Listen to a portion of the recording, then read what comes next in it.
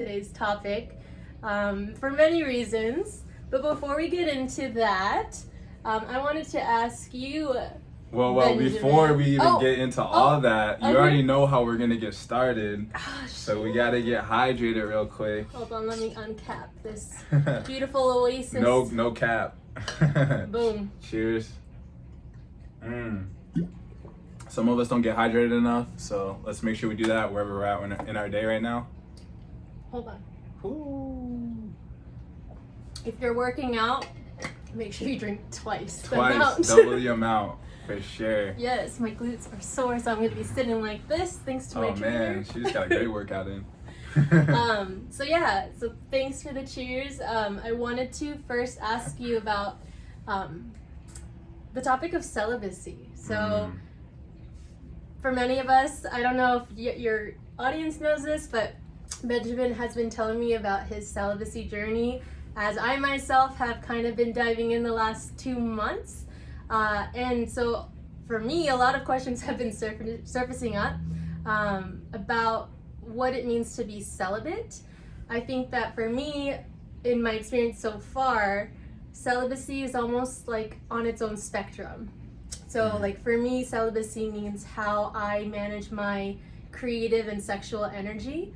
Part of it is abstaining from sex, like physical contact, you know what I mean? However, from my experience with making drastic changes in my life, I've always took it into my own health to do it in baby steps so that I don't shock my system into something new or like trigger myself in ways that maybe are a little bit excessive, like right off the bat, and it just throws off my whole mental game. Right. So with all that being said, I wanted to ask you, like, what is your definition of celibacy? What is my definition of celibacy? My definition of celibacy would be refraining from the act of sex. I can only speak on a male's aspect for this right now. Refraining from sex, or refraining from anything that's going to make you ejaculate. That's what celibacy would be for me. And I guess the background of how this came up was I had shared with Meryll that I did a year of celibacy or semen retention, which was no sex, no masturbation.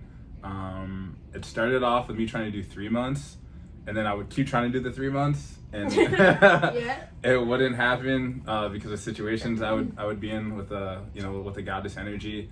And then I realized every time I told somebody that I was with, I'd be like, oh, I'm trying to do the semen retention. It was almost like a test for them to see if they could like make me break it. So I stopped sharing that. Human temptations, huh? And I kept giving in. Hey, I mean, this is honesty, yeah, you know, true, like we're humans, and this is why I think it's important to do these things. So long story short, I stopped like sharing that I was going to do the 3 months. I just did the 3 months. Then I was like, you know what, let me go for a year.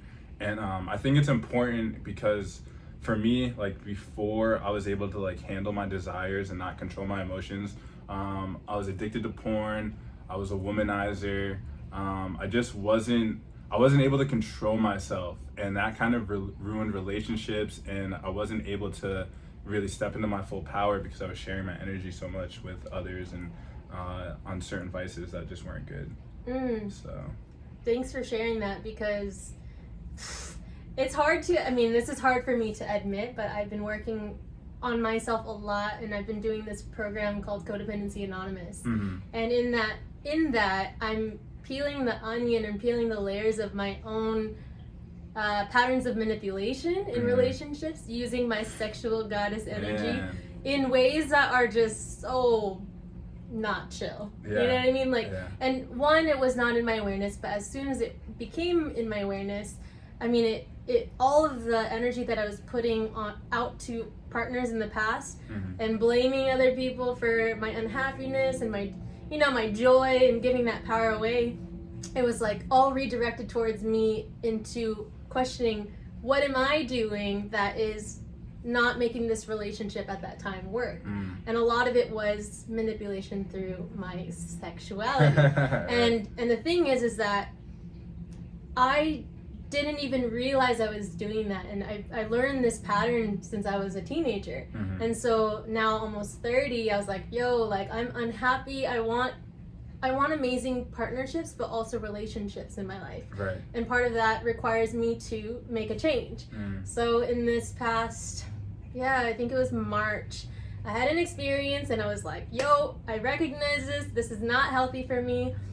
Like, this is the moment where I'm gonna stand up for myself and put my foot down and choose celibacy I've given myself a goal of a year. Wow. But I love your honesty about, giving yourself first 3 months. Right. And as I was saying, like, baby steps, right? So reframing myself into a 3-month period, it's been fucking hard. Like, yo, I relate when you say, when you tell people you're doing the celibacy journey, sometimes people respect that. Right. I'm doing this weird, I'm challenging myself. Like, I was dating the first 2 months of going celibate. Right. Like, yo, I totally get that. That's People tough. almost see that as an opportunity to kind of test me. And like, oh, is she serious? Like, does she value herself to stick with that? Or, you know what I mean? Right. And I've been like questioning myself, like, am I valuing myself in order to pursue this spiritual endeavor of retaining my own sexual creative energy? Right. So I wanted to ask you, like, I mean, you did mention you gave in the first 3 months. Like, what was the thought process like to shift into like putting your foot down and saying this is for me and actually taking action towards that to last a full year? I think that self-control is the most powerful thing that you can obtain and have. And so I had gone through battles with alcoholism and drugs for a long time in my life, and mastering those, like getting sober, was like, whoa. How long have you been sober? I've been sober for about 2 years now, off of alcohol and a bunch of other things. Thank you. And with that power, I realized how strong I was, right? So then I took it to the next level. I was like, what else am I having problems mastering? And it was my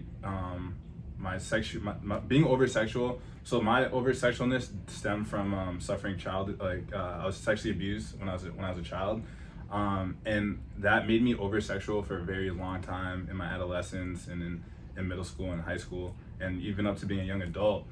So I was like, you know what? Those traumas that I'm having are causing me to not being able to control my sexual desires.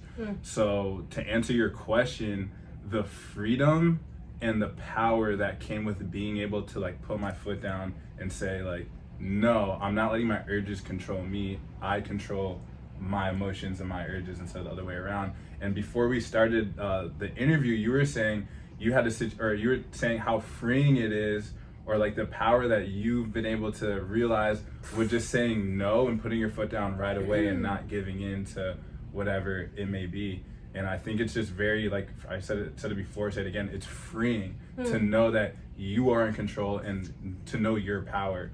So after like I would give in those 3 months where I was trying to go and I would give in, I'd be like, dang, like I'm letting myself down. And I was like, you know what, I'm tired of failing this thing. Like, let me try to recalibrate how I'm handling this. And then I realized, it's like anything, like if you try to tell people like how you want to move or sharing your certain goals, like whether it's envy or not on purpose, like people will sometimes try to sabotage you. And these women or these women and goddesses that I was with, it wasn't like they were like, trying to sabotage me maliciously, but it's almost like a game to women, to see what they can get out of it. And men, for sure. I mean, from my personal experience, and it's nice that we can relate both of these shared experiences, because I don't think it's gender related personally. I think it's just human tendency to test one another. For sure.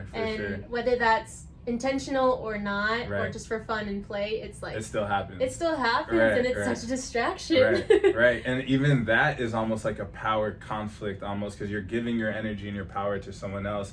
And it's like, no, I have power over myself. And that was, so the self-control, for sure. I totally relate. And I think because I had felt that I was powerless over the choices that I was making, or just the experience that I was having, relating to your trauma as well, like I can relate to that when I was a late teen. Like, I was sexually abused, and I think, you know, aside from that experience, but also the first boyfriend I ever had cheated on me, and I was like so heartbroken. Like, I physically felt my heart tearing. Right. And so I think even as young as, I think it was 17, I started to use my sexual power to get what I wanted. And it's so crazy because, you know, we, like, it's such a, like, in Ayurveda, you know, like, our sexual energy is our creative energy. And anytime that I would find myself misusing that, whether I was aware or not, again, I just would have these really terrible moments of, like, weeks or months long periods where I was depressed. Like, all I wanted to do was just be in bed. I had to recover myself, and, you know, I would work on myself and then fall back into this pattern. Right. And it was almost like, yo, my life became so unmanageable. And then after a while of being in a healthy relationship and seeing what that even looked like, and then, you know, sabotaging it with the same pattern, I recognized that, wow, like, this is some powerful energy when it comes to our sexual tendencies. Right? And how we manage those choices of how we exert it or conserve it, right? I think it's all part of part of the conversation is preservation of health. Right. Because for me, it was mental health that really got the worst of me because of how I was exerting that energy. So I wanted to ask you a follow-up question. For sure. How did aside from the feeling like more in control, I assume that more confidence, but in terms of mental health, how did your year of celibacy affect your mental health? Was it positive, negative, neutral? Man, I know that, like, we keep talking about, like, you know, how powerful the energy of just, like, sexual energy is, right? So if you're constantly having sex, if you're constantly, from a men's perspective, like, semen is, like, very powerful, right? Like, it has so much energy and minerals in it and things like that, right? So if you're always, like, sharing and giving it out, your body's not retaining minerals and you're not getting energy, and testosterone, your testosterone lowers because you're always just giving your energy away. So for me, in that year, as far as, like, health wise, I felt like Wolverine. Like, I felt incredible. You know what I'm saying? So I love that. So, it's felt like an X-Men out here. I felt like a superhero. I always feel like a superhero, but during the year, it was like my chi was even stronger because I had my energy for me instead of giving it to other people. Nice. And the mental health aspect, I felt really focused. I felt really in tune. I had so much energy, which came from me having my power, my bodily fluids inside of me, and then also having, like, the mental just clarity of just all the power that you, like, refrain for yourself. And I was just way more focused. Like, answers were coming to me a lot clearer. My meditations were good. Yoga, my workouts were even more amazing because I had all this extra energy. And I think it's important that, like, people talk about these things, because I know a lot of friends that have battles specifically with porn, and porn itself, like, just disconnects you from reality, and then you have all these false expectations of how your encounters with women should be, which for me, it made like a lot of relationships and situations, like, not as fulfilling or not as there wasn't as much of a connection as there should have been because of my perception growing up watching porn all the time, seeing how some of my, I don't want to say idol, like, at the time, I guess idols were, like, men older than me would handle situations with women, and then I was out here disrespecting women just because, I mean, I knew better, but it was habits and patterns that I had gotten caught in. Yeah. And I think that's a big thing, is recognizing and realizing these habits and patterns that you're having, and then taking action on them. And you do that by talking to people about these things. Like, if I didn't get to a point where I was comfortable talking about, like, celibacy or, you know, traumas that I had in my life, then I wouldn't have healed from them. They would have kept bottled up, and I would have kept doing the same things over and over and the same repeated mistakes. So I think talking about these things and normalizing having the conversations of, like, traumas you go through, whether it be sexual abuse, whether it be drug addictions, or just whatever it is, you know, it's important to, like, find people that you trust and open up, because also you don't know who that's affecting or who you're inspiring to open up about things that they've been through, where to them it's like, oh, I didn't think anybody would talk about these things. And I think that's where the healing is having these honest, like, healthy conversations with people. And I think it's amazing. And I think you, like, how me and Meryl, like, decided to have this conversation was, we were just, we have some pretty deep conversations. And I was telling her about many deep conversations. I was telling her about my year of celibacy and how amazing it was for me. And I was like, and she hold opened up. up to me. I've been wanting to do this for way too long, Right. and it's just been on the back burner for so long. And for me, like, I thank you for sharing all of that. I resonate with so much of that. Everything from the starting to feel like powerful in a sense, and then also like how this desire even came up. Like, I was a female who enjoyed watching porn, and I actually got a lot of my sexual education from porn. And that's just not the most appropriate place to search for sexual education. But when you are a teen or a young girl like myself, being raised in a very sheltered environment, which thank God I was, and then you have educational systems that teach you that sex is bad, or religions that teach you that sex is bad, or like the bare minimum is for like protection of sex, which is usually just related to physical, is condoms or birth control. And for me, I was just like, fuck all of that noise. Like, I want to know how to perform, because this is such a powerful experience as a young teen that I had, and then like seeing how I can manipulate energy, and it was just like, but also like the for me, like looking at sex when I was younger as an act to almost like fill this void of emotional neglect that I was going through. And like, let's be real, like, these are the conversations I would love to have more of, what you're saying, about our traumas, but in a reframed position, right? So like, cry it out if you need to, spend time alone if you need to get to the root of why you may be feeling certain things or have certain patterns, like addiction to sex or drugs or alcohol, etc. Because I've done that. I've cried. This is the reason why I'm able to share this, is that this emotional neglect that I experienced as a young kid, because my parents were always working to support us, there wasn't much attention to presence in the household, especially dealing with emotional health.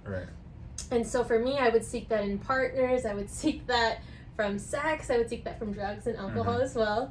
But then the drugs and the alcohol thing, I recognize almost for me, it was like it would trigger me to put myself in a position where I could feel comfortable having sex. It wasn't really a thing for me to like enjoy, but then once I got off the drugs and the alcohol, then I was like, oh, what's my next crush? It was sex. And like, it's such a empowering feeling to recognize that, but it's also a really, like, it sits really harsh, like, in my gut, because it's like, I've been exposed to really amazing men as well, who just wanted the best for me, but then because I couldn't get myself out of this pattern, I hurt people. So the things that were done to me, I did to other people, and it became this vicious cycle. And so when you mentioned your journey, it sparked such an interest in me that had been kind of there. Like, the embers were already on fire, but then, coming back from the Philippines, I was like, this is my chance to really focus on myself. And part of it was, finding self-control with my own energy. For sure. That's amazing. Thank you for sharing all that. And just to touch on real quick what you had said about like doing that inner work and that healing so that you can get yourself to a place to be able to like be healed so you don't continue the patterns of hurting others is very important. The yoga, the meditation, the sitting with yourself and just crying through things and letting the emotions flow through you. Because a lot of things we talked about, the drugs, the alcohol, the sex, those are things that we reach for to numb really what's going on inside of us. And if you don't do the inner work and the self-work for yourself, you're going to continue to have problems with these patterns and these habits. And attracting partners that don't serve you, that are aligned or energetically matching you at a position that you're not at your best, right? And then it becomes almost like, because again, I'm working with this codependency stuff. Like, it becomes a truly codependent relationship, and like, it's not the healthiest for anyone to be in a relationship where you're seeking something from someone instead of just showing up as you are and the other person showing up as they are. Facts. And just enjoying that journey together. And that's something that I think part again of the motivation for me personally for celibacy is I want healthy relationships. Like I'm tired. Your girl is tired. Yes. Yeah, I'm tired of hurting people as well. Right. You know, as a vegan too, like you can relate to this. It's like compassion starts with yourself, and I mean, there's only so much I could do with the animals. But then when I looked at the relationships in my life, I was like, yo, like I have a lot more compassion I need to show myself to be able to be in a position to welcome a sacred relationship into my life that would be a partnership specific and intimacy and welcoming that sacred energy to give to someone else. Like for me personally, 2 months in, like I know I'm not in a position where I can confidently say that I'm aligned with that right now, because I'm still unraveling a lot of what's coming up, and a lot of that is possible because now I go home to myself. You know, I don't go home to someone that I could just that could solve my problems or be the band-aid or break your celibacy basically. Or break my celibacy. Oh man, I'm getting close. Yo, the like temptation. So talk about temptations. How far? Yeah, we got time. Okay. We got time. Okay. Temptations. Obviously, self-control. We talked about that. And then once you start feeling empowered in your choices, you mentioned to me that the last month of your celibacy journey, you had like the most temptation. So was it something that you would say you would do again, knowing the struggle that you had with temptation, especially in the last month? Like this journey of celibacy, whether that's like 3-month period, 6-month, and 12-month, and if the answer is yes, why? And if the answer is no, why? Is the question something that I would do again? Yes. Oh. No, yeah, I was trying to formulate that. Yeah, that's cool. 100%.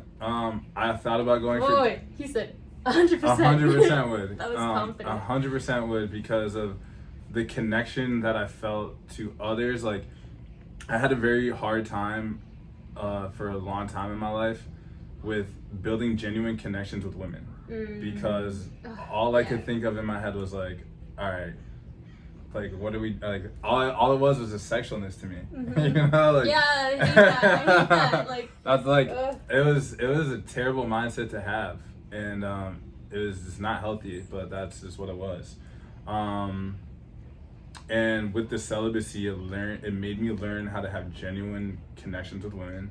It made me to learn to get to like form friendships. Like I would say, I had one homegirl, my girl Courtney. If you watch this, what up? That was like my one girlfriend. I would say was a girlfriend, and then that was it. Like now I can say I have multiple homegirls, multiple girlfriends, and our relationships are so amazing, so dope. It's not based on sex. It's based on like genuine friendship, love, and just like helping each other. So what? Like this one. Yeah, right. Yeah. So would I do it again? Yes, 100%. Maybe I'd go longer, but I think my main reason for doing it was the self-control and the connections, and I've gained that, and I know that I could do it again, and I know that I can control my urges and my temptations. So if I had to do it again, yes. I don't know when or like when it's gonna happen or if it's gonna happen, but yeah, I would do it again for sure. Okay, last question. For someone, this is not a selfish question. It's completely a selfish question.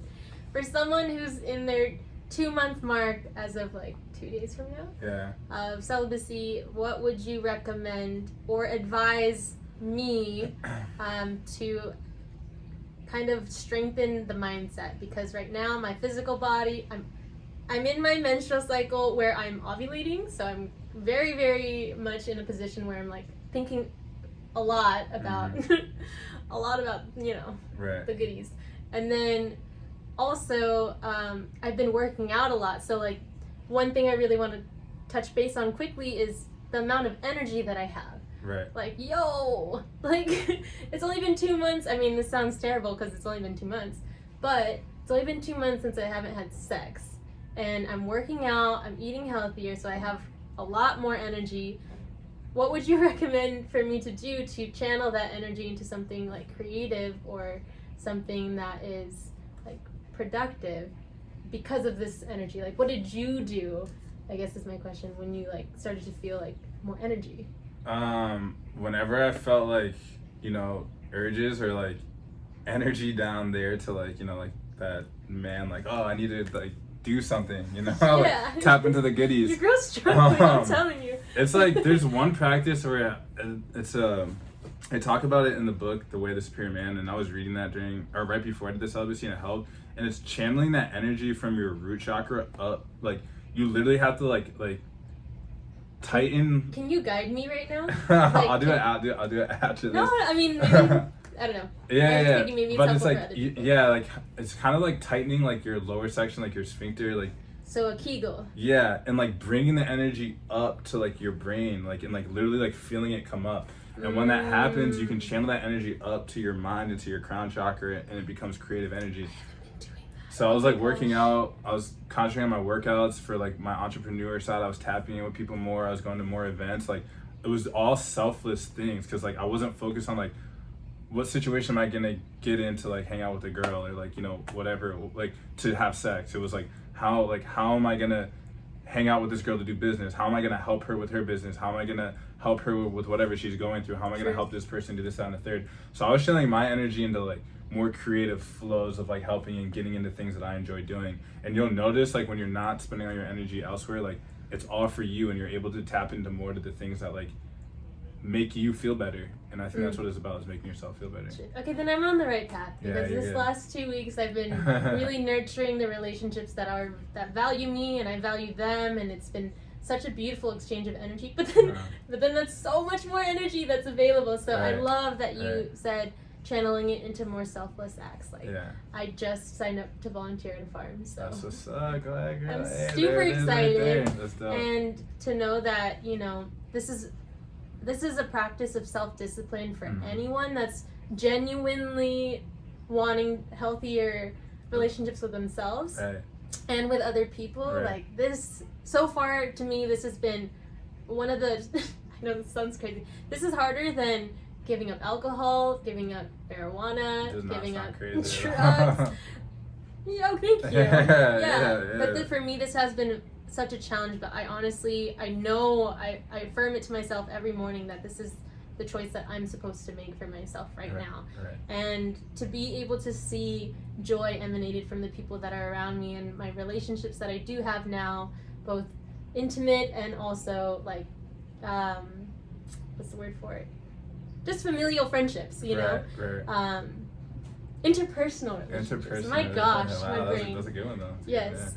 But those interpersonal relationships have just been strengthening every day, and I'm able to even be more grateful and show more gratitude and feel more full and whole, which is beautiful because that's the whole idea, right? That for me in the past in these relationships, I would always feel like I was lacking something, not enough, or these like doubts and stuff, and so then I would seek that out from a partner. And so to be able to see it, like the benefits slowly coming up that you've been talking about, the self-control thing, it gets better and better. I hope so. And you just believe concentrate when you like get those good feelings or like you have the self-realizations, concentrate on those more than the urges and the self-doubt. Like you got to concentrate on the good 100% of the time, and like do your Kegels, and bring it up. So that was a little bit or a lot of it of our journeys with celibacy and starting and making it through. And I thank you, Meryll, for asking to be a part of the Modality Mondays and wanting to like interview me and hear my story. And for you guys that don't know, Meryll is a Ayurvedic nutritionist, consultant, dope vegan chef. She's amazing at what she does. She's an amazing person, and I'm so happy to have met you on this journey again. And you're dope. I appreciate you and everything that you do. So if you guys want to tap in with her, I'll post her IG name in the comments, and you guys can check her out. And I hope everyone has a great day, great week, and live your dreams. It's amazing to have dreams, but it's even more amazing to live your dreams. So and to drink Kangen water. Drink all the Kangen water, right? Cheers. Cheers.